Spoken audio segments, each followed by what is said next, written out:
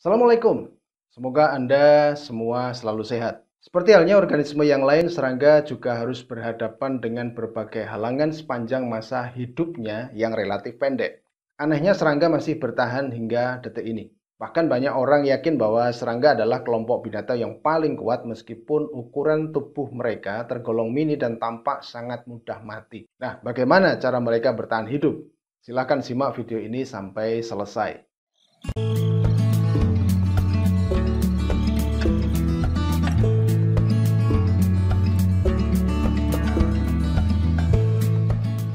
Para ahli menyebutkan setidaknya ada 5 alasan yang menjadi sebab serangga itu mendapatkan predikat sebagai binatang terkuat sejagat. Alasan yang pertama, alam dapat menjadi sangat berbahaya bagi organisme, terutama yang berukuran kecil semacam serangga.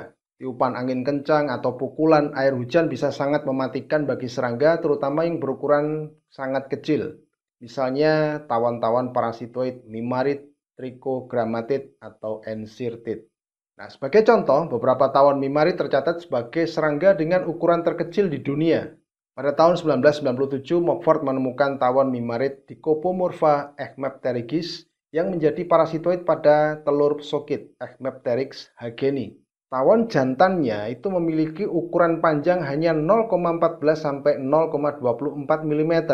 Silahkan Anda ukur sendiri dan Anda akan terkejut betapa kecilnya tawon ini. Nah, tetapi di sisi yang lain, ukuran tubuh super mini ini tampaknya menguntungkan serangga karena mereka hanya membutuhkan sedikit saja pakan untuk menyokong pertumbuhan dan perkembangannya. Jika Anda perhatikan semut ini, pakan sekecil itu sudah sangat cukup sebagai pakan sekian banyak individu. Nah, intinya mereka adalah organisme yang irit sumber daya pakan dan itu menguntungkan. Alasan yang kedua, salah satu kunci kesuksesan serangga adalah memiliki eksoskeleton atau kerangka luar yang melindungi tubuh bagian dalam yang lemah. Eksoskeleton akan melindungi alat dalam, misalnya sistem pencernaan pada belalang ini. Eksoskeleton atau sering disebut cuticula meskipun keduanya berbeda secara makna, adalah pembatas bagian dalam tubuh serangga dengan lingkungan di luarnya. Fungsi utama eksoskeleton adalah untuk mencegah infiltrasi benda-benda berbahaya dari luar tubuh serangga, dan sebaliknya juga mencegah dehidrasi. Materi yang menyusun eksoskeleton diantaranya adalah lilin, mencegah cairan tidak mudah menerobos masuk ke dalam rongga tubuh atau hemokoel. Sementara itu, kitin yang ditemukan pada lapisan procuticula adalah polimer N-asetilglukosamin rantai panjang yang merupakan turunan polisakarida glukosa. Sifat kitin adalah tidak larut dalam air. Pada eksoskeleton larva, kitin ada dalam bentuk murninya, sehingga bersifat lembut, mudah ditekuk, namun cukup kuat. Sementara itu, pada serangga dewasa, kitin adalah komponen dari bahan komposit, misalnya sklerotin yang menyusun eksoskeleton yang jauh lebih kuat dan keras daripada bentuk murninya. Sklerotin inilah yang pada perkembangannya mengalami proses sklerotisasi, yaitu mengeras menjadi lebih kaku dan tidak mudah patah. Pada eksoskeleton juga tumbuh tonjolan keluar, dan beberapa di antaranya adalah duri-duri atau rambut yang dimanfaatkan oleh beberapa jenis serangga sebagai senjata. Misalnya ulat cetora ini mempunyai duri di sekujur tubuhnya yang dapat patah dan menjadi saluran masuknya racun ke dalam jaringan kulit pengganggu atau pemangsanya. Pada eksoskeleton juga terjadi pigmentasi atau perwarnaan yang memungkinkan tubuh serangga memiliki warna yang sangat beragam dan kebanyakan digunakan untuk tujuan bertahan.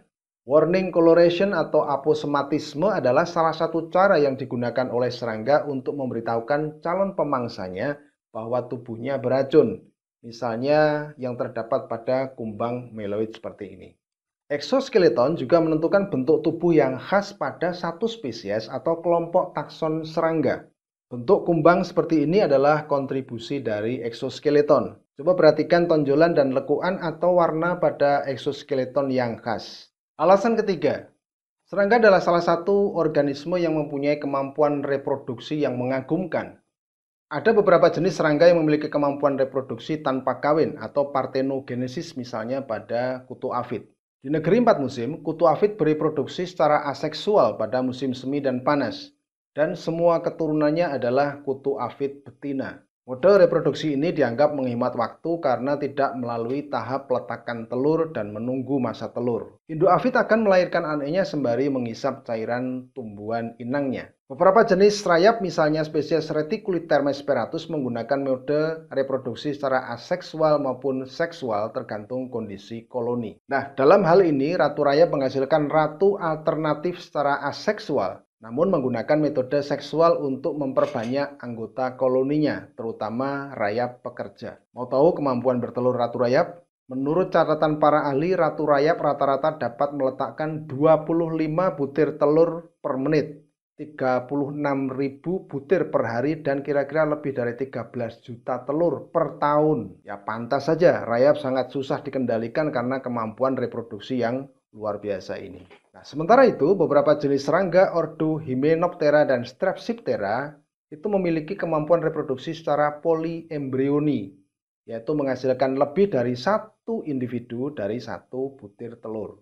Salah satu contohnya adalah spesies tawon encyrtid Copidosoma floridanum yang sanggup menghasilkan lebih dari 3.000 keturunan dari hanya satu atau dua butir telur yang diletakkan pada inangnya.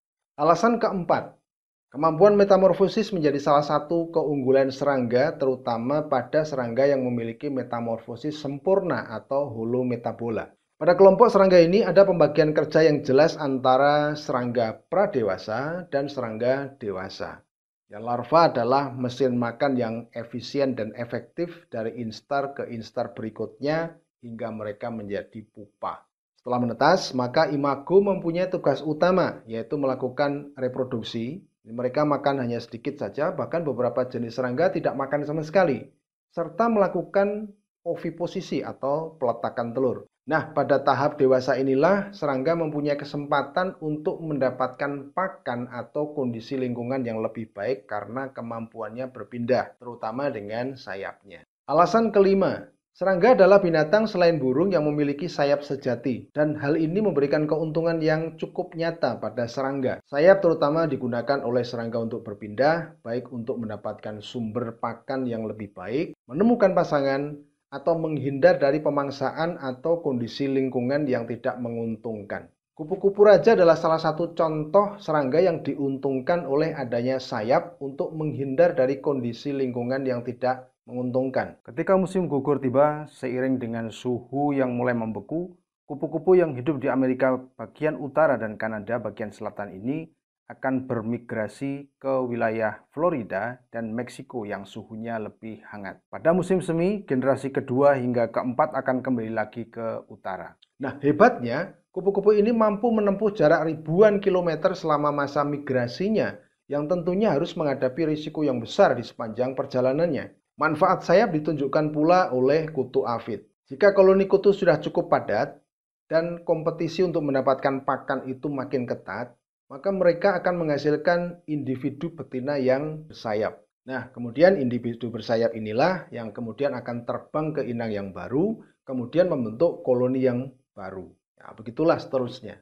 Nah, itulah 5 alasan kesuksesan serangga dalam menghadapi gangguan dan hambatan dari lingkungannya. Jika boleh saya rangkum, maka serangga adalah organisme yang memiliki bekal lengkap untuk hidupnya, yaitu meliputi alat pertahanan, misalnya sengat, duri beracun, warna tubuh yang membingungkan pemangsa, dan sebagainya.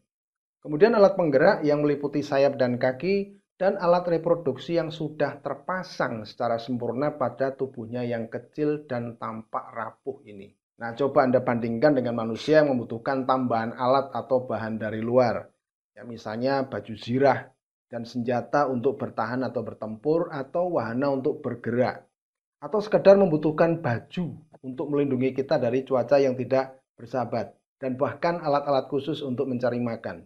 Nah, itulah bahasan kita kali ini. Semoga kita menjadi semakin paham bahwa serangga itu adalah organisme yang sangat hebat jika dibandingkan dengan organisme lain, kan dengan manusia sekalipun. Nah, bagi Anda yang belum subscribe, silahkan tekan tombol subscribe dan aktifkan tombol loncengnya untuk mendapatkan pemberitahuan pada saat saya mengupload video-video menarik yang lain. Akhirnya, terima kasih sudah menonton dan semoga bermanfaat. Sampai jumpa pada video-video menarik berikutnya. Assalamualaikum.